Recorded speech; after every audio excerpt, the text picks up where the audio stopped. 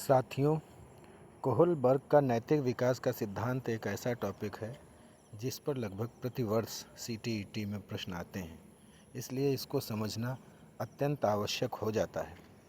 सबसे पहले कोहलबर्ग का जो सिद्धांत है यह इस बात पर केंद्रित है कि बच्चे नैतिकता और नैतिक तर्क कैसे विकसित करें।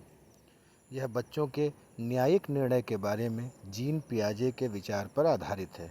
आप यहाँ पर देख सकते हैं कि यदि कभी भी आपके सामने प्रश्न नैतिकता और नैतिक तर्क से संबंधित आए तो आप कह देंगे कि यह कोहलबर्ग का सिद्धांत है। यह 3 स्तर इसके बताए कोहलबर्ग ने और प्रत्येक स्तर के 2 चरण बताए। तो 3 स्तर में प्रत्येक स्तर के 2 चरण, इसलिए 6 चरण हो जाते हैं।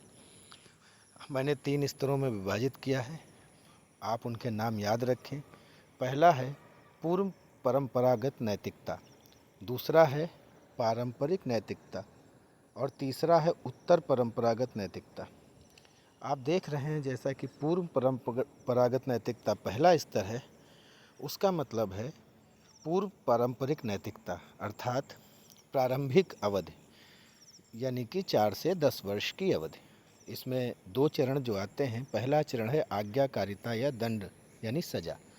बच्चे इसलिए नैतिक कार्य करते हैं या सही कार्य करने की कोशिश करते हैं जिससे वे सज़ा से बच सकें, क्योंकि वे बड़ों की कही हुई बात या बड़ों के द्वारा बताई गई बात को ही सही मानकर और सज़ा से बचने के लिए नियम पालन करते हैं। और जो दूसरा चरण है इसका, वह है साधनात्मक सापेक्षवादी। बच्चा अपना हित देखता है या आप कह सकते हैं स्वार्थी होता है। यदि उसे सज़ा का डर न हो तो वो वह कार्य करता है जिसमें उसका स्वार्थ सिद्ध हो। इसी बीच दूसरे स्तर पे आ जाते हैं जिसका की अर्थ है पारंपरिक नैतिकता। यहाँ पे ये 10 से 13 वर्ष की अवधि मानी गई है इसके।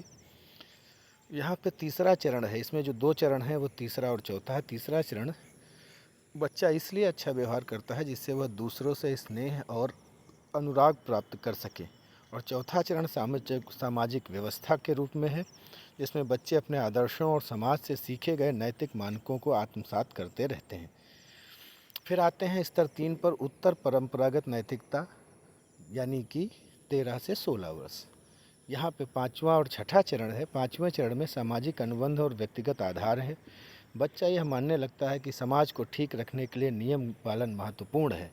और चरण छठे में जब पहुँचता है बच्चा तो उसे न्याय और समानता ठीक लगने लगती है, भले ही उसके लिए सामाजिक या जो भी कानून नियम बने हैं उनके विपरीत बात की जाती हो।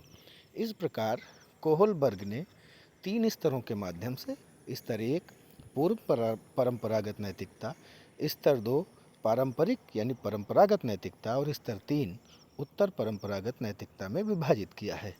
प्रत्येक स्तर में 2 चरण हैं, इसलिए इसके 6 चरण हो जाते हैं। आपसे प्रश्न स्तरों के बारे में और चरणों के बारे में भी पूछा जाता है। साथ ही कभी कभी इनडायरेक्ट प्रश्न होता है, जैसे कि एक लड़की है, वह अपने माँ से डरकर